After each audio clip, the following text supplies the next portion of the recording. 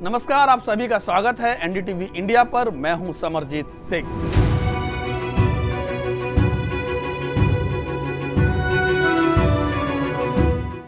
तख्ते ताउस यानी मयूर सिंहासन वह मशहूर सिंहासन है जिसे मुगल बादशाह शाहजहां ने बनवाया था और यह अपने नाम की तरह ही बिल्कुल अलग तरह का सिंहासन था।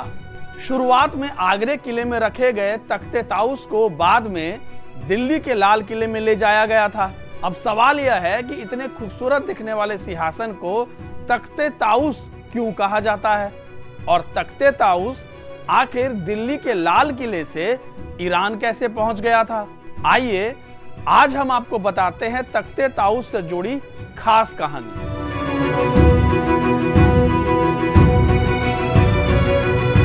इस सिंहासन का नाम तख्ते ताउस यानी मयूर सिंहासन इसलिए पड़ा क्योंकि इसके पिछले हिस्से में नाचते हुए दो मोर दिखाए गए थे।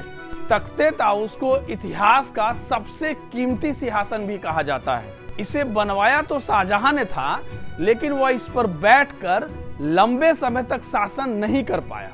बताया जाता है कि जब शाहजहां ने मुगल साम्राज्य संभाला तभी उसने अपने लिए यह नया तख्त, जिसे तख्ते ताउस कहा जाता है, बनवाया था।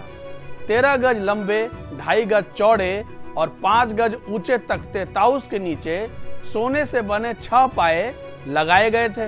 इतना ही नहीं, इस सिंहासन में बेहद बेशकीमती ढेरों हीरे जवाहरात भी जड़वाए गए थे। उस समय इन हीरे जवाहरात को अलग अलग मुल्कों से मंगवाया गया था। इतिहासकारों के मुताबिक इस सिंहासन को बनाने में उस समय 1 करोड़ रुपए से ज्यादा का खर्च आया था।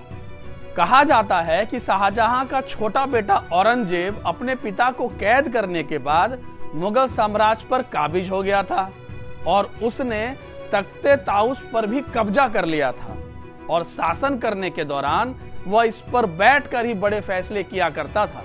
औरंगजेब के बाद मोहम्मद शाह रंगीला तख्ते ताउस पर बैठे, लेकिन रंगीला के शासन काल में ही ईरान के शासक नादिर शाह ने दिल्ली पर हमला बोल दिया था। अब सवाल यह है कि आखिर दिल्ली से ईरान कैसे पहुंचा तख्ते ताउस।